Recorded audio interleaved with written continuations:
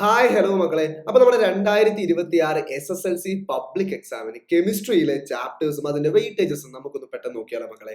നമ്മുടെ very first chapter എന്ന് പറയുന്നത് nomenclature of organic compounds and isomerism ആണ്. മലയാളം മീഡിയംകാരെ വിഷമിക്കണ്ട.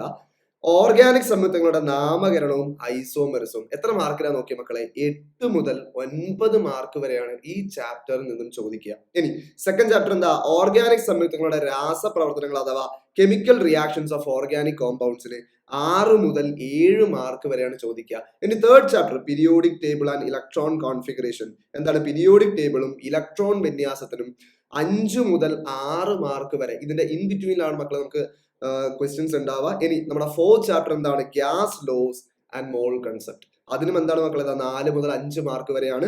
ഗ്യാസ് വാതക നിയമങ്ങളും മോൾ സങ്കല്പനവും എന്ന നമ്മുടെ ഫോർത്ത് ചാപ്റ്ററിന് 4 to 5 മാർക്സ് ആണ് ചോദിക്കുക. ഇനി ഫിഫ്ത് ചാപ്റ്റർ നോക്കിയ മക്കളെ, വൈദ്യുത രസതന്ത്രം അഥവാ ഇലക്ട്രോ കെമിസ്ട്രി എന്ന ചാപ്റ്ററിന് 5 മുതൽ 6 മാർക്ക് വരെയാണ് ചോദിക്കാൻ സാധ്യതയുള്ളത് ഇത്തവണ. ഇനി സിക്സ് ചാപ്റ്റർ എന്താണ് മക്കളെ? മെറ്റൽസ് അഥവാ ലോഹങ്ങൾ എന്ന പാഠമാണ്.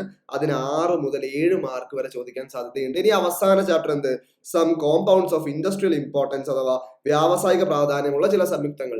അത് ഏറ്റവും അവസാന ചാപ്റ്ററുമാണ്. അതുപോലെ തന്നെ കമ്പാരിറ്റീവ്ലി ഏറ്റവും ലോവസ്റ്റ് വെയിറ്റേജ് ഉള്ള ചാപ്റ്ററുമാണ് മക്കളെ നമ്മുടെ ലാസ്റ്റ് ചാപ്റ്റർ. 3 മുതൽ 4 മാർക്ക് വരെയാണ് ചോദിക്കാൻ സാധ്യതയുള്ളത്. സോ വെയിറ്റേജസ് ഒക്കെ മനസ്സിലായ സ്ഥിതിക്ക് എന്റെ മക്കൾക്ക് എന്ത് ചെയ്യാം? ഈ വെയിറ്റേജസിനനുസരിച്ച് പ്രിപ്പയർ ചെയ്ത് തുടങ്ങാം. ഇനി നമ്മുടെ മുമ്പിൽ വളരെ കുറച്ച് ദിവസങ്ങൾ മാത്രമേ മുമ്പിലുള്ളൂ മക്കളെ. സോ അതിനനുസരിച്ച് എല്ലാവരും പ്രിപ്പയർ ചെയ്യുക. കൂടുതൽ സപ്പോർട്ടുമായി നിങ്ങളുടെ കൂടെ തന്നെ ഉണ്ടാവും. So stay tune for the next video. Thank you.